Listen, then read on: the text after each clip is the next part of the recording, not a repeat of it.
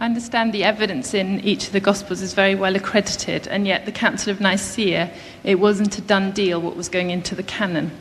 So what do you say about the fact that even at that stage, people had very heated and very alternative views on which books should make it into the canon?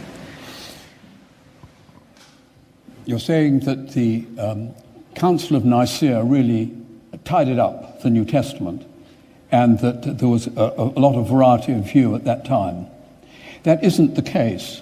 From Irenaeus, end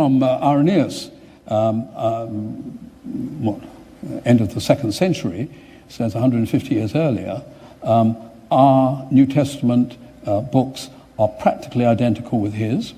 And certainly when you look at Eusebius, who was present at the Council of Nicaea, you find that he's got a very interesting triple division of books. Those that were the homologumena, the ones that nobody ever argued, and that's the vast majority of the New Testament writings. And then there were the antilegomena, the ones that had been spoken against. And then there were the notha, the bastard ones that people were trying to feed in. And the antilegomena are nearly all little books like 2nd and 3rd John, and the Epistle of James, and 2 Peter, for which there is good evidence that they had a very restricted circulation. There wasn't an internet in those days, and it wasn't possible for these books all to be seen.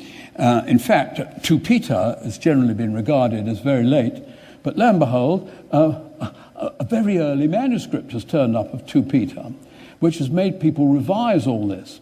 It just simply means that it wasn't well known. Now, the books that were most debated as to whether they really were in the canon were The Shepherd of Hermas, Clement, and remind me, what else? There's another one. Those were the main two, the Shepherd and Barnabas. Those were the three. And they were all debated, and they were read in Christian circles, and people got lots of blessing out of them.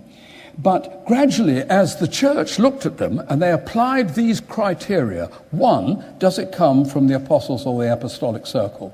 2, is it known to any of widely amongst the ancient presbyters? Has it had circulation? And thirdly, is it orthodox in doctrine?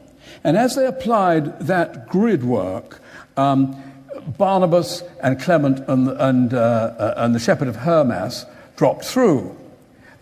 Neither Barnabas nor Clement were apostles. The Shepherd of Hermas was written, so the Pope of the day tells us, most recently in our own time.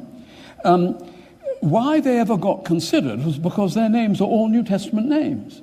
You find Clement, Barnabas, and Hermas, all New Testament names. And so people say, oh, goodness me, good old Hermas, he's written the Shepherd. Well, he hadn't. Somebody else had written it instead. So I think that's why there was debate round the fringe of the canon.